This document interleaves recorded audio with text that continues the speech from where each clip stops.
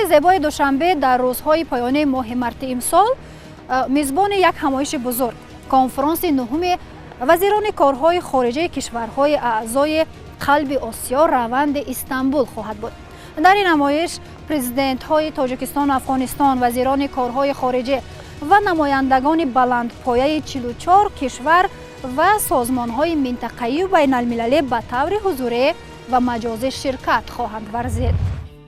قلب آسیا روند استانبول نهاد است که 2 نوامبر سال 2011 در شهر استانبول ترکیه تشکیل یافته است.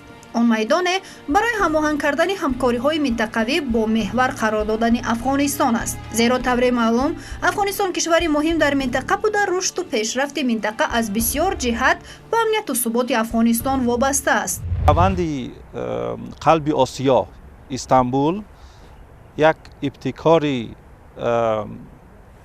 مشترک افغانستان و ترکیه هست و خاطر حل مسئله افغانستان توسط جلب همکاری کشورهای منطقه با مرکزیت افغانستان، با در مرکز نگاه داشتن افغانستان. این روند هست که ظاهرا نامش از یک شعر اقبال لاهوری گرفته شده است. آسیا یک پیکر آب و گل است، کشور افغان در این پیکر دل است. از گشاد اوز گشاد آسیا، از فساد اوز فساد آسیا. هدف اصلی این روند یک نوع هماهنگسازی همکاری های منطقه‌ای به خاطر تحکیم صلح ثبات در افغانستان و گسترش همکاری ها در ساحه‌های گوناگون بین کشورهای منطقه می باشد. و این تصادفی نیست که محور اصلی افغانستان است، چون که افغانستان کشوری است که امسال در ماه اپریل 43 سال می شد که در این منطقه جنگ و نارامی ها ادامه دارند و طبیعی است که این جنگ و نارامی ها به کشورهای منطقه و حتی بیرون از منطقه تاثیر زیادی گذاشتند. قلب آسیا روند استانبول 15 کشور اعضا دارد. جمهوری تاجیکستان، جمهوری اسلامی افغانستان، جمهوری آذربایجان، جمهوری خلقی چین، هندوستان، جمهوری اسلامی ایران، جمهوری قزاقستان، جمهوری قرقیزستان، جمهوری اسلامی پاکستان، فدراسیای روسیه، شاهیگری عربستان سعودی، جمهوری ترکیه، ترکمنستان، امارات متحده عرب، جمهوری ازبکستان. اینچنین 17 کشور و 12 سازمان منطقوی و جهانی حامی یا پشتیبان قلب آسیا روند استانبول می باشند که در عمل سازی نقشه و برنامه های آن سهم می گذارند. سالهاست که جامعه جهانی برای به دست آوردن صلح و ثبات در افغانستان تلاش می‌ورزد. قدرت‌های بزرگ، کشورهای منطقوی در سراسر جهان توسط برنامه‌های سرشمار اقتصادی، سیاسی، اجتماعی، حربی برای رشد این کشور همکاری کردند. همایش‌های وزیران کارهای خارجی قلب آسیا روند استانبول همه ما را متحد می‌سازد تا به افغانستان در مرحله‌های گذشته کمک نماییم. ما آماده ایم هر امکانیتی داریم اجرا نماییم تا اینکه کشور افغانستان را شکوفان ببینیم.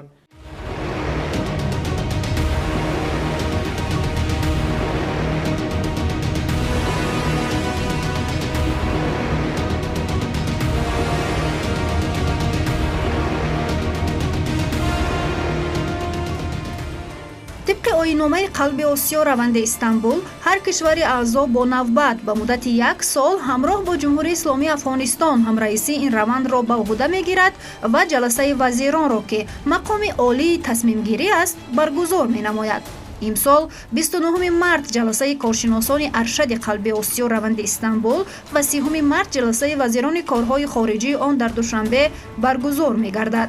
در جلسه وزیران پرزیدنت جمهوری تاجیکستان پیشوای ملت محترم امامعلی رحمان و پرزیدنت جمهوری اسلامی افغانستان محمد اشرف غنی اشتراک می نمایند. جمهوری تاجیکستان در سال 2020 همرئیسی قلب آسیا روند استانبول را همراه با افغانستان به عهده داشت. اکنون وزیران کارهای خارجی این نهاد در شهر دوشنبه از فعالیت 1 ساله آن نتیجه گیری کرده فعالیت سال بعدی را طرح‌ریزی می نمایند.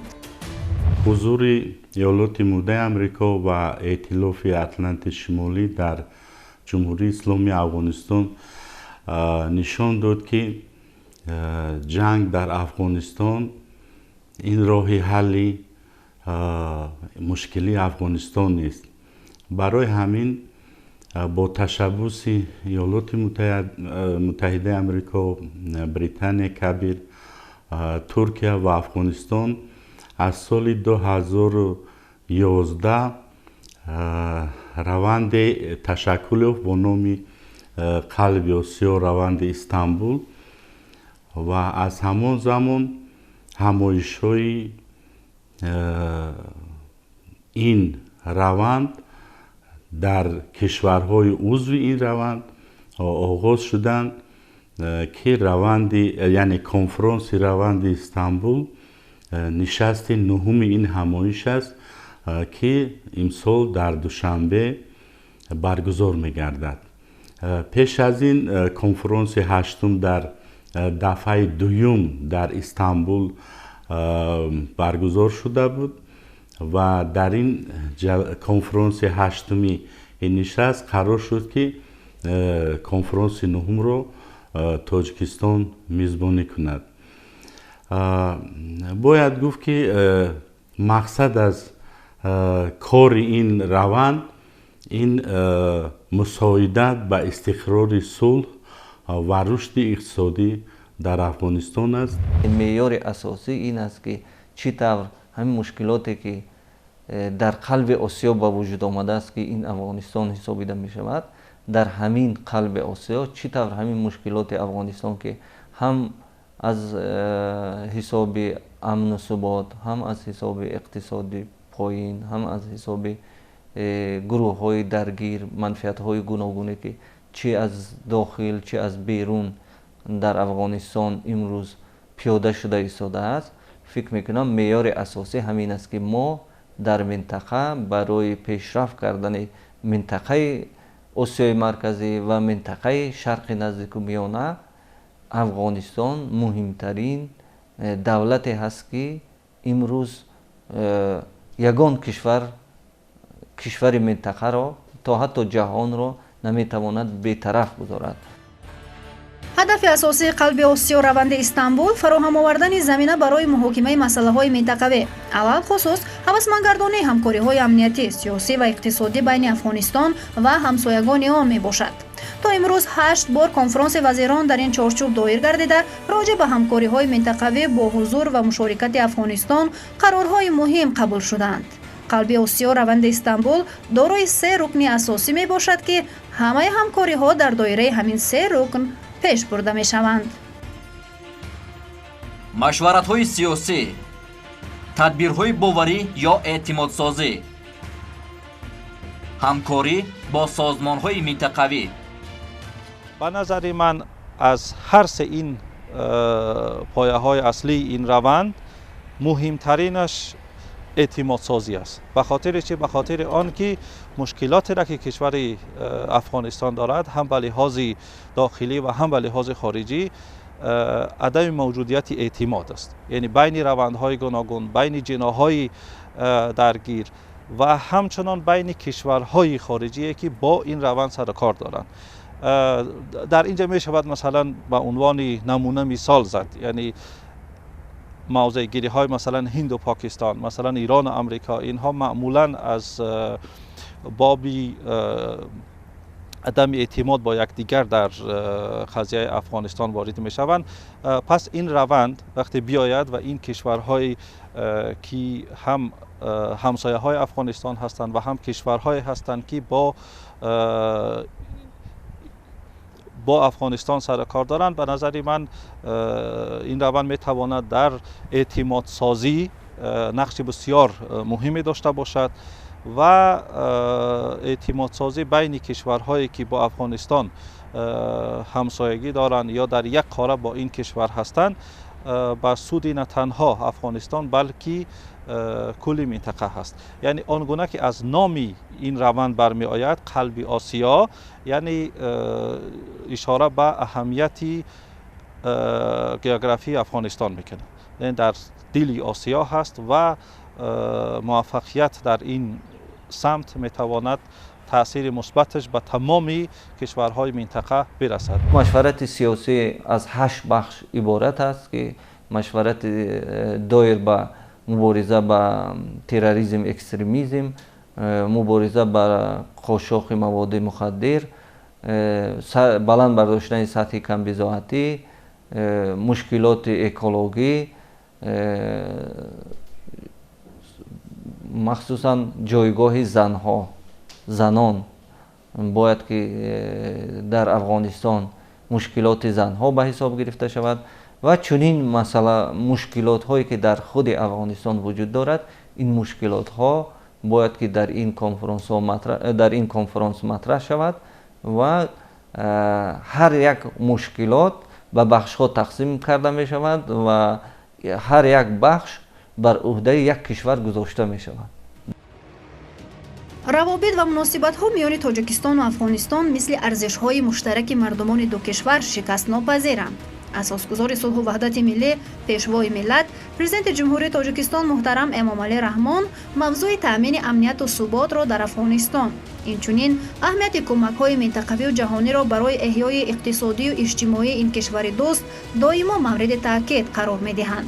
تاجیکستان با افغانستان مرز طولانی و منفعت‌ها و تهدیدهای مشترک دارد که دو کشور را وادار می‌سازد در هر گونه شرایط در پهلوی یکدیگر باشند و تلاش‌های مشترک را برای تامین امنیت فراگیر در مرزها به راه انداخته، اینچنین برای رشد و شکوفایی اقتصادی چاره‌ها اندیشند.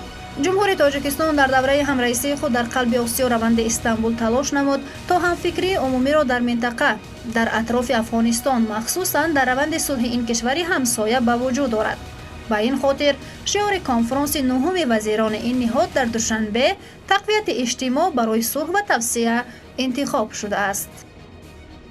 قلب آسیا روند استانبول شعار خودش را دارد و قرار شده است که امسال در دوشنبه شعار کنفرانس تقویت کنسنسوس یا که اجماع میگویند برای صلح و رشد انتخاب شده است.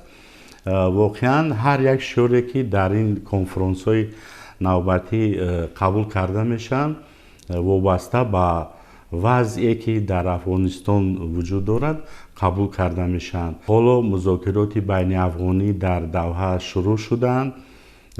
حالا دشوار است گفتن که اون به یگان نتیجه رسیده است، اما این مذاکرات حتما ادامه می‌یابند با در نظر داشت وضع افغانستان و به همین خاطر تقویت کنسنسوس یعنی جمع شدن و مصلحت کردن و مشورت کردن است برای صلح و رشد افغانستان.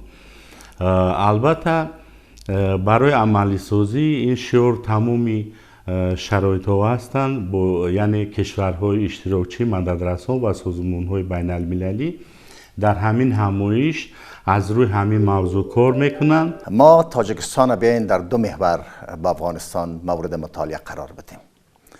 اول در 5 محور سیاست خارجی افغانستان، در 3 محورش تاجیکستان قرار داره، یعنی کشور اسلامی، در آسیا و همسایه.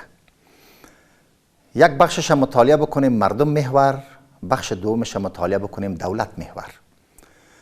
در مردم محور فکر میکنم که از آغاز زندگی انسانها در بین این دو سرحد آغاز شده که در او ایام حکومتها وجود نداشتند که هزاران سال میگذرد که این مردم فرهنگ مشترک دارند، دین مشترک دارند، زبان مشترک دارند، کلچر مشترک دارند، ولی با ایجاد حکومتها فکر میکنم که روابط دیپلماتیک بیشتر و خوبتر رقم خورده. ما به این باور هستم که تاجیکستان عضویت اصلی روند استانبول را داده و در حین زمان تاجیکستان با 1360 کیلومتر همسایه بی‌مرز و بی‌غرض افغانستان است. یگانه کشوری که افغانستان را با امکانات ناچیز خود حمایت کرده تاجیکستان است. جمهوری تاجیکستان همیشه اقدام‌های سازنده حکومت افغانستان را جهت تأمین امنیت و صلح و ثبات در این کشور دوست و برادر مورد حمایت قرار می‌دهد و با توجه به نقش کلیدی افغانستان در تأمین امنیت تمام منطقه آسیای مرکزی از تشبس‌های جامعه جهانی جهت تأمین ثبات در افغانستان نیز پشتیبانی می‌کند. از نظر تاجیکستان باید کشورهای منطقه و شریکان بین المللی رشد افغانستان به معارف و تعلیم و تربیت همچون عامل مهم تامین صلح و ثبات و رشد اقتصادیات افغانستان دقت ضروری دهند. زیرا مبارزه با تروریسم تنها با راه نظامی به ثمر نمی رسد. باید زمینه‌های به افراطگرایی را آوردن جوانان یعنی فقر، بیکاری و بیسوادی از بین برده شوند.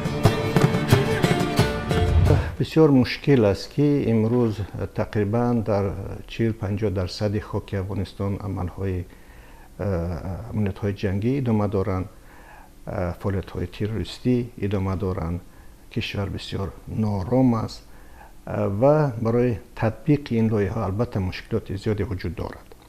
لیکن یک مشکل دیگر این است که همیشه تروریسم، نارامی ها، عملیات های اکستریمیستی و تروریستی با وضعیت کشور یعنی وضعیت اقتصادی و اجتماعی کشور هم وابستگی دارند. ببینید امروز جوانان زیادی در افغانستان بیکار هستند، یعنی جای کار نیست و اینها از بسیار جهت مجبور میشن که برای زندگی، پیش بردن زندگی خانواده هاشون به این گروه های تروریستی یا اکستریمیستی پیوندن که از این طریق زندگی خود را پیش ببرند، چون که راهی دیگر ندارند. بنابراین از یک طرف بسیار مشکل است که بسیار با ثمر این لایحه‌های اقتصادی تطبیق شوند، ولی از طرف دیگر اگر تطبیق هم نشوند این کار بسیار مشکل‌تر می‌شود. بنابراین به نظر من یعنی همزمان با مبارزه با تروریسم و اکستریمیسم باید که به تطبیق لایحه‌های حیاتی و اینفراستراکچوری در افغانستان مشغول شویم. جمهوری تاجیکستان با موضوع حل مشکلات اقتصادی و اجتماعی کشور همسایه افغانستان و گسترش همکاری با آن توجه جدی ظاهر می نماید. پس کشورهای دیگر اعضای قلب آسیا روند استانبول می خواهد که در این زمینه ها فعال باشند. در دریای سرحدی 5 با همکاری و کمک شریکان تاجیکستان 7 پل خرد و بزرگ و در نزد اکثر آنها بازارچه ها ساخته شدند که در حل و فصل مشکلات اهالی ناحیه‌های نزدیک سرحدی افغانستان از جمله دریافت جای کار، خرید مواد غذایی و روزگار، داروواری، گرفتن معالجه در شفاخانه‌های ناحیه‌های سرحدی جانب تاجیکستان و غیره نقش مهمی بازند.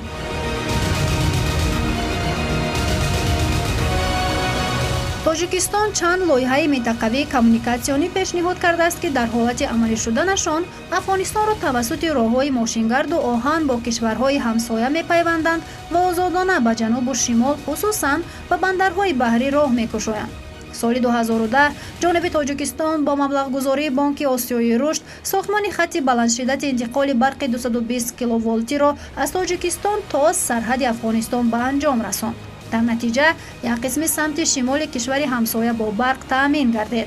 یکی از لایحه‌های مهم منطقوی با اشتراک تاجیکستان، افغانستان، قرقیزستان و پاکستان این لایحه بزرگ انتقال برق کس هزار می باشد که در صورت به استفاده داده شدن برق تاجیکستان و قرقیزستان را به افغانستان و پاکستان انتقال می دهد و برای رشد اقتصادی و اجتماعی افغانستان زمینه مناسب می گذارد.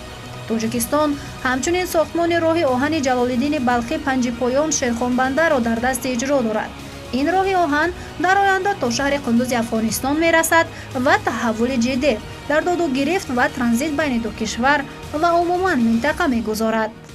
تاجیکستان از آن سبب که ذخیره بسیار غنی گیدر انرژی دارد و امکانیتی به افغانستان و طریق افغانستان به دیگر کشورها انتقال دادن نیروی برق را دارد، بنابراین در مد اول لایحه‌های انرژتیکی مورد بررسی و تطبیق قرار داده شدند و ما امروز چندین خطهای بلندشدت نیروی برق را به افغانستان بنیاد کرده. تاجیکستان که از جمله تمام منطقه های مرزی افغانستان از تاجیکستان با برق تامین کرده می شوند. اینچنین یک خط بلندشدتی انتقال نیروی برق تا پل خمری کشیده شده است که از طریق این خط ما به افغانستان از جمله نه تنها به شمال از طریق اون خط بلندشدتی نیروی برقی که از ازبکستان به کابل می رود با اون پیوست شده است و به کابل هم برق داده می شود و گذشته از این لایه‌های دیگری هستند که با مرور زمان با تطبیق یا بنیادی نیروگاه‌هایی که در تاجیکستان بنیاد میشن و پیش از همه البته نیروگاهی برقیابی راغون این خطهای بلند شدت کشیده میشه و ما میتونیم که نیروی فراوان و نگاه اکولوژی تازه و ارزان خود را به افغانستان و طریق افغانستان به دیگر کشورها هم انتقال بدیم. و یک لایحه دیگری بسیار مهمی که از با نام کاسه هزار است که این هم در حال بنیاد است و فکر میکنیم در سالهای آینده این هم مورد بهره برداری قرار خواهد گرفت و نیروی برق قرقیزستان و تاجیکستان را از طریق افغانستان میتواند که به جنوبی آسیا انتقال بدهد. خب لایه‌های دیگری بسیار مهمی که داریم این البته لایه‌های بنیاد راه‌ها هستند، پل‌ها هستند که تاجیکستان هم از این طریق برای تطبیق اون هدف‌های استراتژیکی که دارد و از جمله از بنبست کمیونیکاسیونی رها کرده این تاجیکستان میتواند که نایل بشود. از ما تقریبا 6 پل در دریای 5 آمو مورد بهره برداری قرار گرفتیم. از اشکاشیم شروع شده تا 5 پایان که اینا عمل میکنن، فعال هستند و در این طرف مرز بازارهای سرحدی هم بنیاد شدن که برای مخصوصا مردم افغانستان بسیار مفید قرار گرفتند و در نظر هست که در شاید وقتهای نزدیک ساختمان پولی دیگری هم در فرخارد که در نظر است این ساخته شود و از طریق افغانستان البته تاجیکستان میتواند که به بندرهای اون جنوبی پیوست شود. یعنی یک از اولویت‌های دیگر در لایحه‌های بسیار مهمی همکاری ما با افغانستان البته ساختمان راه‌ها است که این عملی شده ایستاده است. کشور ما عموما رشد و ترقی افغانستان را به نفع خود و دیگر کشورهای منطقه می‌داند. پیشوای ملت دائما جامعه جهانی را به کمک به حل بحران افغانستان و بازسازی اقتصادی و اجتماعی این کشور دعوت می‌نمایند.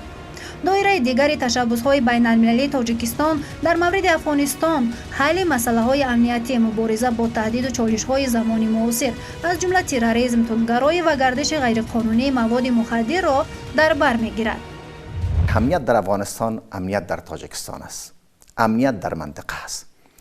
جنگ در افغانستان تصور نشه که جنگ افغانا هست. ما به اشتباه نریم که هر چیزی را عنوان میکنیم جنگ‌های داخلی. تروریسم مرز ندارد. یک وقت قهرمان ملی افغانستان گفته بود که اگر جلو تروریسم نگیرین ای بالاخره به خانه های شما میرسه. بناهن روند استانبول میتونه که در عرصه اقتصادی، سیاسی، اعتماد سازی و امنیت منطقوی تاثیرات بسیار جدی خود را داشته باشه. مسئله افغانستان یعنی دو جنبه دارد که جنبه داخلی و که جنبه بیرونی. روند آسیا بیشتر تمرکزش روی جلبی همکاری های منطقه‌ای هست به خاطر حل مشکل افغانستان. مثلا اعتماد سازی بین کشورهایی که با افغانستان با قضیه افغانستان سر کار دارن این بسیار مسئله مهم است. یعنی ناوابسته از وضع درونی افغانستان من فکر میکنم که این روند و این پلتفرم میتواند در جهت اعتماد سازی بین کشورها فعالیت کند. تاسفانه از تا رسیدن به صلح و ثبات راهی طولانی‌تری حاضر هم وجود دارد ولی میبینیم که یک کوشش های از هر جانب شده ایستادند که مذاکرات با جنبش طالبان با گروه های مخالف دولتی امروزه افغانستان نتیجه به بار بیارد و همیشه تاجیکستان در صف پیش و یک تشبسکار برای آوردن صلح و ثبات در افغانستان و گرفتن یک راه ترقیات صلح‌آمیز در این کشور می باشد. تاجیکستان به مسئله ایجاد همفکری منطقوی در اطراف روند صلح افغانستان در دوره همرئیسی خود توجه جدی ظاهر نمود. در این دوره دو مراتب گفتگوی تلفنی پرزیدنت‌های تاجیکستان و افغانستان، سفر رئیس شورای عالی مصالحه ملی افغانستان عبدالله، رئیس پارلمان افغانستان میررحمان رحمانی، وزیر کارهای خارجه افغانستان محمد حنیف اتمر و چندین نفر از مسئولان افغانستان به تاجیکستان دایر گردید. قرار است در پایان ماه مارس امسال سفر رسمی پرزیدنت افغانستان محمد اشرف غنی هم به تاجیکستان صورت گیرد. همه این گواهی نقش فعال تاجیکستان در منطقه و کمک و پشتیبانی از افغانستان در عرصه‌های گوناگون از جمله در چارچوب قلب آسیا روند استانبول می باشد. افغانستان برای تاجیکستان یک کشوری کلیدی است. سرحد مشترک ما با افغانستان 1400 کیلومتر را تشکیل می‌دهد. دیگر اینکه ما کشور همزبان هستیم و ریشه های رابطه های تاریخی ما به هزار ساله ها می روند. از این خاطر استقرار صلح در افغانستان، رشد افغانستان برای تاجیکستان خیلی و خیلی مهم است. دیگر اینکه سرور دولت ما، اساسگزار صلح و وحدت ملی، پیشوای ملت جناب ولی علی رحمان از منبرهای همایش‌های بزرگترین همیشه تاکید میکنند که تمام جامعه جهانی برای استقرار صلح و رشد افغانستان باید کمک رسانند. امروز تاجیکستان همچون کشوری است که پایتخت آن دوشنبه چون پایتخت همایش‌های دنیا پذیرفته شده است. از این رو ما البته کشور ما نقش و جایگاه مخصوص دارد در بین کشورهای عضو این روند و وقتی که کشور ما میزبانی این روند را به عهده گرفت، تمام کشورها و سازمان‌های بین المللی و کشورهای مدد رسان این را خیلی خوب قبول کردند. نقش تاجیکستان در این رئیسی که در سال 2020 داشت، پیش از همه به وجود آوردن فضای گفت و شنید و فضای یک مساعدت کننده برای صلح افغانستان است و فکر میکنم که همیشه جانب تاجیکستان آماده است که برای گفت و شنید و خیلی که محققان پیشنهاد میکنند راه حل نزاع‌های داخلی افغانستان مخصوصا راه گفت و شنید است. از راه گفت و شنید میتوانند که همین مشکلاتایی که در افغانستان امروز به وجود آمده است حل کنند. حضور پرقدرت کشورهای مختلف دنیا در این روند، بخصوص کشورهای همسایه نزدیک و دور، و حضور حمایت کننده هایی که کشورهای پرقدرت دنیا را تشکیل میده و سازمان های بین المللی که در این روند حمایت میکنن افغانستان را، باور دارم که تاثیرات بسیار جدی خود را داره. ما آرزومند از هستیم که با موجودیت ناتو فعلا در افغانستان و روند استانبول، خوشبختانه که در کشور زیبای تاجیکستان نهمین دورش آغاز میشه و خوشحال هستم که رئیس جمهور افغانستان هم در این مراسم اشتراک میکنه و به اساس دعوت رسمی جلالتمآب امام علی رحمان جناب دکتر صاحب اشرف غنی هم حضور بر لوزی که در روند استانبول اشتراک میکنن، سر مسائل توافقنامه ها و اسنادی که در گذشته ها به امضا رسیده هم یک مرور شاید صورت بگیرد و اونام حضور پیدا میکنن. ما باور دارم که حضور پرقدرت دنیا تاثیرات بسیار جدی خود را در روند استانبول داره. نباید دیگه افغانستان میدان جنگ نیابتی کشورهای بزرگ باشه. کنفرانس نهم وزیران کارهای خارجه قلب آسیا روند استانبول در حال برگزار می گردد که موضوع روند صلح افغانستان مهمترین موضوع در منطقه است. با وجود آغاز مذاکرات صلح بین حکومت افغانستان و گروه طالبان از 12 سپتامبر سال 2020 در قطر، جنگ در این کشور همان ادامه دارد. حکومت افغانستان کشورهای منطقه به خصوص تاجیکستان و جامعه جهانی امروزها در پی آنند تا با هر راهی ممکن پیش راه جنگ را در افغانستان بگیرند و صلح در انتظار را به این کشور بازگردانند. جمهوری تاجیکستان که یکی از کشورهای فعال و تشبثکار در منطقه و جهان شناخته می شود. اینک بار دیگر به میدان قبول قرار در باره مهمترین موضوع روز، یعنی تقویت اجماع برای ثبات افغانستان و منطقه تبدیل شده است. امید است که برگزاری کنفرانس نهم وزیران کارهای خارجی قلب آسیا روند استانبول در شهر دوشنبه زمینه مساعده را برای همکاری های منطقوی و جهانی با محوریت افغانستان فراهم خواهد آورد.